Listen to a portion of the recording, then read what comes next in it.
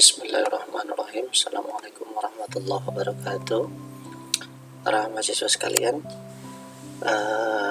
menjelang pertemuan mendekati ujian akhir semester, nah tolong Bapak ingatkan kembali kepada para mahasiswa untuk sering-sering mengulang ya mata kuliah yang ada, termasuk farmakologi yang pernah Bapak sampaikan. Jadi untuk refreshing, pernah Bapak sampaikan ya, pernah kita bahas juga tentang simplicia, definisinya, kemudian faktor-faktor apa saja yang mempengaruhi tumbuh kembangnya suatu tanaman berkhasiat obat untuk pembuatan simplicia ya. Kemudian bagaimana ataupun faktor-faktor apa saja yang mempengaruhi mutu atau kualitas dari simplicia tersebut ya, parameter mutu umumnya, lalu bagaimana cara uji simplicia atau uji tumbuhan obat itu ya. Ada uji organoleptik, ada uji makroskopik, ada uji mikroskopik ya, dan ada uji histokimia. Nah itu tolong mahasiswa pelajari kembali ya. Lalu proses pembuatan simplicia ya, urut-urutannya dari mulai pengumpulan bahan bakunya itu seperti apa, karakterisasinya ya. Kemudian pembuatan simplicia itu kemarin dengan cara pengeringan itu seperti apa ya. Yang lain-lain tinggal dibaca aja, nanti materinya mungkin akan Bapak share gitu ya setelah perkuliahan selesai. Kemudian ini tahap-tahapan pembuatannya tadi yang Bapak sampaikan ya. Kemudian ini bagian-bagian tanamannya, bagaimana cara mengambil bagian-bagian tanamannya. Kalau kulit batang itu seperti apa, bagaimana cara ngambilnya. Lalu kalau batang itu seperti apa, kayu, daun, bunga, pucuk, akar ya. Kemudian rimpang, buah, biji, kulit buah, bulbus ya. Kemudian rangkap berikutnya adalah sortasi basah. Apa itu sortasi basah? Kemudian pencucian, bagaimana cara pencucian yang baik dan benar. Perajangan, apa maksud dari perajangan. Kemudian pengeringan, mengapa harus dikeringkan. Lalu sortasi kering, apa maksudnya. Pengapangan dan penyimpanan, pemeriksaan mutu simplicia. Nah kemudian setelah simplicia itu jadi, lalu dibuat serbuk pada umumnya, lalu dilakukan proses selanjutnya yaitu uji kandungan berupa ekstraksi tumbuhan obat ya. Nah jadi di sana apa itu definisi dari ekstraksi, kemudian ekstrak itu apa ya, kemudian nah faktor-faktor ini ya, definisi-definisi ini ya, tolong kalian baca lagi ya. Kemudian definisi, kemudian alasan mengapa suatu simplicia tanaman obat itu harus dilakukan ekstraksi, kemudian bahan-bahan yang diekstraksi itu apa saja, kemudian syarat dari pelarut yang digunakan, kemarin sempat kita bahas juga ya. Kemudian metode-metodenya kemarin sempat kita bahas. Yang pertama ada maserasi ya, cara yang paling sederhana, peralatannya sederhana. Kemudian bagaimana proses maserasi tersebut ya, lalu bagaimana teknisnya yang terjadi dalam proses maserasi ya. Ini kemarin sempat Bapak kasih contoh juga, nanti hari ini kita akan lebih detailkan lagi ya. Kemudian perkolasi, apa kelebihan perkolasi daripada maserasi ya. Kemudian apa kelemahannya ya. Kemudian ini sudah bagaimana teknis prosedurnya. Dan yang ketiga adalah ekstraksi sinambung, berkesinambungan menggunakan alat namanya soklet. Ini sempat kita bahas juga kemarin ya. Kemudian teknisnya, mekanisme kerjanya seperti apa, keuntungan dari ekstraksi sinambung menggunakan alat soklet itu seperti apa dibandingkan dengan maserasi dan perkolasi. Kemudian nah ini kita coba dalami ya. Jadi ekstraksi ataupun namanya metode penyarian ya, yang karena yang kita cari adalah metabolit sekundernya ya. Nah apa itu metabolit sekunder, nanti akan kita bahas. Nah penyarian itu adalah kegiatan penarikan zat yang dapat larut dari bahan yang tidak larut dengan pelarut cair. Jadi ingat di sini kata kuncinya adalah pelarut cair ya. Pelarut yang digunakan adalah bentuknya pasti cair. Nah, sebagai cairan penyari yang digunakan itu bisa air, ether, atau bisa campuran antara etanol dan air ya. Nah, macerasi itu berasal dari bahasa Latin ya, macerare, yang artinya merendam. Jadi merupakan proses yang paling cepat di mana obat yang sudah halus memungkinkan untuk direndam dalam cairan pelarut sampai meresap dan melunakkan sel. Jadi fase pertama adalah adanya penetrasi atau masuknya cairan ya, pelarut ke dalam sel ya, ke dalam sel simplicia. Lalu yang kedua adalah dia melunakkan sel ya, sehingga ketika selnya sudah terbuka pintu-pintu selnya itu, maka pelarut akan mudah masuk dan akan melarutkan zat aktif yang ada di dalam sel untuk kemudian dibawa keluar sel. Nah, zat aktif atau metabolit sekunder yang berhasil dibawa oleh pelarut itulah yang kita gunakan dalam suatu sediaan ekstrak gitu. Nah, macerasi merupakan cara penyaringan yang paling sederhana ya, karena macerasi itu dilakukan dengan cara merendam serbuk simplicia dalam cairan penyari. Jadi hanya merendam cairan penyari, mungkin bisa air atau etanol yang tadi ya, akan menembus dinding sel. Nah, jadi dia menembus dinding sel dan masuk ke dalam rongga-rongga sel atau pintu-pintu sel tadi yang mengandung zat aktif. Zat aktif akan melarut karena adanya perbedaan konsentrasi antara larutan zat aktif di dalam sel dengan di luar sel. Jadi di dalam sel itu konsentrasinya lebih tinggi, dia akan keluar ke konsentrasi yang lebih rendah. Maka larutan yang ada di dalam sel akan didesak keluar sehingga akan terjadi keseimbangan konsentrasi antara larutan di dalam sel dan di luar sel. Nah, jadi setelah larutnya masuk ke dalam sel, melarutkan zat aktif, kemudian karena adanya perbedaan konsentrasi, zat aktif plus pelarut tadi akan didesak keluar. Nah, sehingga itulah yang akan kita ambil nanti, yaitu zat aktif yang ada di dalam pelarut penyari tadi. Keuntungan dari cara macerasi ya sudah disampaikan minggu kemarin, yaitu cara pengerjaannya mudah, peralatannya juga sederhana dan bisa diusahakan. Kerugiannya yaitu ya cara pengerjaannya cukup lama ya, karena harus direndam dulu minimal 1 kali 24 jam, tapi pasti biasanya pada umumnya bisa lebih dari itu. Lalu penyariannya juga kurang sempurna ya, artinya tidak 100% zat aktif yang bisa terambil ya, ataupun ya tidak semua zat aktif yang bisa terambil. Nah, ini kita menggunakan alat namanya macerator ya kemarin ya. Nah, ini perbandingannya 1:7 sudah Bapak sampaikan kemarin ya. Ini didiamkan selama 5 hari ya, dengan sesekali diaduk. Apa maksudnya diaduk? Nah, itu nanti akan kita bahas hari ini. Kemudian ada perkolasi, ini kemarin sudah sempat Bapak bahas. Kemudian nah ini alatnya seperti ini. Kemudian dengan alat soklet ya, dengan alat soklet ya, ini sudah sempat dibahas juga. Larutan dipanaskan terus meneruskan. Jadi sokletasi itu atau ekstraksi sinambung adalah metode panas, karena ada panas sehingga dia tidak cocok untuk zat-zat aktif yang tidak tahan terhadap pemanasan. Nah, ini alatnya seperti ini ya, ada pendingin baliknya. Infundasi juga sama, ingat ya, suhunya 90 derajat Celcius selama 15 menit itu ya, selama 15 menit ya. Dan dia ini karena berbahan baku air, maka dia tidak bisa disimpan lebih dari 24 jam. Jadi penyimpanannya biasanya 1 kali 24 jam saja ya. Ini ingat, infusa di sini bukan seperti yang ada di rumah sakit ya. Infusa di sini adalah infusanya farmakologi ya, dari bahan alam yang berbahan dasar air yang dilakukan pemanasan 90 derajat Celcius selama 15 menit. Nah, ini alatnya seperti ini ya. Panci infundasi ya, panci infus. Nah, ini misalnya contoh, kita akan coba perdalami apa yang sudah kita bahas dari minggu kemarin. Contoh misalnya kita pengen membuat ekstrak etanol buah lenca tahun 2007 ini ya, penelitiannya. Buah lenca itu ekstraknya atau ekstrak etanol buah lenca itu bermanfaat sebagai antiinflamasi, anti radang, antibakteri dan lain-lain ya.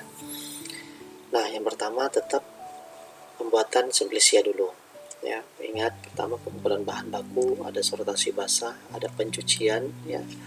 Sortasi basah kemarin fungsinya adalah apa? Nah, ini memisahkan bagian-bagian tanaman selain buah lecah yang ikut pada waktu pengumpulan bahan baku yang mungkin saja ikut ya. Kemudian ada pencucian. Pencucian berfungsi memisahkan dari kotoran-kotoran yang menempel pada bahan baku.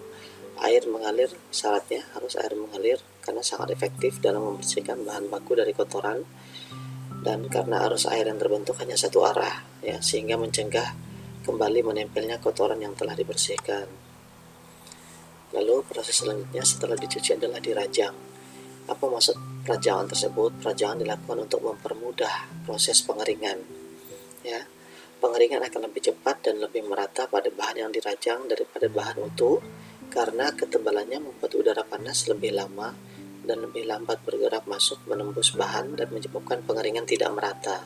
Nah, jadi ingat, memang diutamakan harus dirajang sebelum dikeringkan karena akan mempermudah proses pengeringan. Ingat ya, semakin cepat pengeringan semakin baik karena jika pengeringan terlalu lama maka akan memungkinkan munculnya atau timbulnya mikroba-mikroba seperti jamur, kapang dan lain-lain karena kadar airnya masih cukup tinggi ya. Lalu kemudian hasil rajangan yang telah dikeringkan itu biasanya diserbuk ya. Apa maksud diserbuk itu? Nah, ini untuk memperbesar luas kontak dengan cairan penyari. Karena semakin luas permukaan serbuk Simplicia, maka semakin kecil tegangan permukaan antara cairan penyari dan bahan yang akan disari. Semakin kecil tegangan permukaan, maka akan lebih mudah masuk cairan penyari ke dalam sel-sel dari serbuk Simplicia tersebut. Nah, ini ya kata kuncinya di situ ya. Oke, bahan dasar dalam pembuatan ekstrak ini Bapak kasih contoh tadi adalah buah lenca atau Solanum nigrum L yang diekstraksi dengan cara maserasi, yaitu metode yang sederhana ya, dan tinggal direndam sehingga nanti cairan penyari akan dapat masuk meresap ke dalam Simplicia yang sudah halus serbuknya, bentuk serbuk, dan dapat melunakkan sel sehingga zat-zat yang mudah larut akan melarut ya. Nah, kalau hasil maserasi ini nggak usah ya, ini hasil percobaan saja. Oke, cairan penyari yang digunakan adalah etanol 70%. Nah, kenapa etanol 70%? Karena etanol dapat memperbaiki stabilitas bahan obat terlarut. Ya, jadi stabilitasnya dapat dijaga oleh etanol. Kemudian mampu mengendapkan albumin dan menghambat kerja enzim. Nah, itu kenapa kita gunakan etanol. Kemudian etanol 70% juga sangat efektif menghasilkan jumlah bahan aktif yang optimal. Bahan balas ini artinya bahan pengotor hanya sedikit yang tertarik ke dalam cairan pengekstraksi. Nah, jadi ini adalah keunggulan dari penggunaan etanol ya, terutama etanol 70% dalam proses penyarian. Nah, maserasi punya keuntungan kemarin cara pengerjaannya mudah, peralatannya sederhana, dan dapat dihindari pemanasan karena maserasi tergolong metode ekstraksi dingin yang dia tidak ada proses pemanasan di dalamnya ya. Kenapa? Karena dengan memang pemanasan itu untuk beberapa zat aktif tertentu dihindari karena akan mempengaruhi kestabilan kandungan zat aktif ya. Walaupun pemanasan itu sebenarnya juga diperlukan untuk membantu penyarian zat aktif lebih efektif ya, karena meningkatkan kelarutan dalam cairan penyari. Namun untuk zat-zat aktif yang tidak tahan terhadap pemanasan, maka maserasilah cara yang cukup efektif karena di sana dia tidak ada pemanasan sehingga zat aktif tidak akan rusak. Kelemahan dari metode ekstraksi ini hanya terletak pada waktu ya, karena dibutuhkan waktu yang lebih lama untuk memperoleh kadar maksimal yang tersari, di mana terjadi kesetimbangan antara kadar zat aktif di dalam sel dengan di luar sel ya. Jadi kalau untuk di dalam sel itu dengan di luar sel konsentrasinya seimbang, maka tidak ada proses apa istilahnya pengaliran lagi zat aktif dari dalam sel keluar sel itu tidak ada karena ada proses keseimbangan. Nah, untuk mencapai proses keseimbangan atau jenuh ini, untuk metode maserasi butuh waktu yang lama. Nah, ini kelemahan dari metode maserasi. Kemudian untuk maserasi juga, karena dia cepat mencapai keseimbangan antara zat aktif di dalam dan di luar sel, sehingga tidak terjadi pendesakan zat aktif untuk keluar sel. Ini juga kelemahan dari metode maserasi, ya. Namun kelemahan ini dapat dikurangi dengan penyarian beberapa kali. Jadi setelah sehari kita lakukan maserasi perendaman, hari kedua kita lakukan maserasi lagi dari sisa-sisa ampasnya, hari ketiga kita lakukan maserasi lagi. Nah, maserasi dilakukan beberapa kali atau maserasi bertingkat ini itu dapat membuat terjadinya ketidakseimbangan antara zat aktif di dalam dan di luar sel. Terjadinya ketidakseimbangan antara zat aktif di dalam dan di luar sel ini akan dapat mampu membuat terjadinya pendesakan zat aktif dari dalam sel untuk keluar sel. Nah, sehingga zat aktif inilah yang akan kita ambil untuk proses atau uji khasiat dari fitofarmaka ataupun dari suatu sediaan bahan alam. Nah, pada penelitian yang ini, yaitu buah lenca itu, ya, buah lenca, ekstrak etanol buah lenca itu dilakukan 3 kali penyarian, jadi 3 hari, ya, sehingga kadar zat aktif yang tertinggal penyarian sehingga kadar zat aktif yang tertinggal kadar keseimbangan dari di luar dan dalam sel dapat diperkecil. Nah, jadi zat aktifnya itu lebih banyak yang bisa kita ambil, ya. Maserasi ini memakan waktu 3 hari, ya, sambil diaduk beberapa kali tiap 3-4 jam. Nah, kenapa harus diaduk nih 3-4 jam? Pengadukan ini merupakan upaya untuk menjamin adanya perbedaan konsentrasi. Jadi selain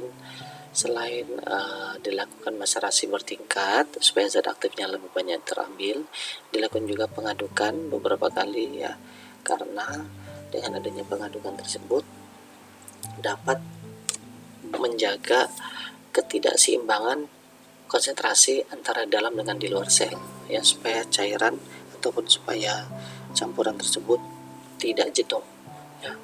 Karena kalau dia tidak jenuh ataupun ada perbedaan konsentrasi, maka akan terus keluar zat aktif dari dalam keluar sel. Itu fungsinya untuk menjaga perbedaan konsentrasi. Jadi kalau dalam keadaan yang jenuh, konsentrasi udah nggak bisa keluar, zat aktif sudah tidak bisa keluar lagi dari dalam sel, ya. Nah, ini, ya, jadi kalau terjadi keseimbangan maka menyebabkan turunnya perpindahan bahan aktif, ya. Kemudian masyarakat didiamkan 1 hari. Untuk apa ini 1 hari? Untuk mengendapkan kemungkinan zat-zat pengganggu lain yang ikut tersaring seperti lemak, protein, karbohidrat, dan lain-lain, ya. Setelah itu masyarakat dilakukan evaporasi, ya, diuapkan untuk menghilangkan etanolnya sehingga kita dapatkan bentuk bobot tetap dari ekstrak etanolnya, ya. Ekstrak buah lencanya, etanolnya sudah diuapkan. Ini beberapa daftar pustaka bisa kalian baca, ya. Nah, ini Bapak ingin menyampaikan ini. Dalam farmakologi itu ada ejaan Latin, ya. Nanti tolong kalian baca-baca, ya, para mahasiswa, bagaimana cara membacanya. Jadi kalau di dalam bahasa Latin itu karena dia sudah bahasa yang baku, tidak akan berubah-ubah dan tidak akan terjadi perkembangan atau penurunan dari kata-katanya, maka dia digunakan secara internasional untuk tatanan pembacaan ilmiah, ya. Nah, seperti ini. Kalau ada tulisan AE itu udah dibacanya jangan AE tapi dibacanya E, gitu, ya. Contohnya galange, bukan galangai. Ini cara bacanya galange. Lobeliae, cara bacanya lobelie. Nah, ini yang benarnya, ya. Yang C cara bacanya menjadi K jika diganti huruf A, U, O atau huruf mati, ya. Cacao cara bacanya adalah kakao. Cola cara bacanya adalah cola. Fructus cara bacanya adalah fructus. Kemudian C dibaca S jika diikuti huruf E, I, Y, ya. Cera cara bacanya sera. Nah, ini tinggal mahasiswa dibaca saja, ya. Jadi ini cara membaca di farmakologi kalian ketemu dengan istilah-istilah berikut ini ya. Nah, ini CH dibacanya KH, contohnya sincona, cara bacanya adalah sinkona. Ya, ini KH nanti ya, kurang H ini. Kemudian CH dibaca H jika diikuti huruf mati ya. Strichni, jadi bacanya strichni ya. IE ya, bacanya IE, jadi bukan Y coris tapi Y koris ya. Tolong kalian baca para mahasiswa. Nah, mungkin itu dulu yang Bapak sampaikan di video pertama pertemuan kali ini. Nanti Bapak akan sambung di video kedua, dan semoga kita bisa menyelesaikan mata kuliah farmakologi ini sehingga nanti kita bisa ketemu lagi di UAS, dan hasil ujian kalian diharapkan bisa bagus ya. Asalkan kalian belajar dan sering diulang-ulang menonton videonya dan sering baca-baca berulang juga ya. Oke para mahasiswa, terima kasih. Assalamualaikum warahmatullahi wabarakatuh.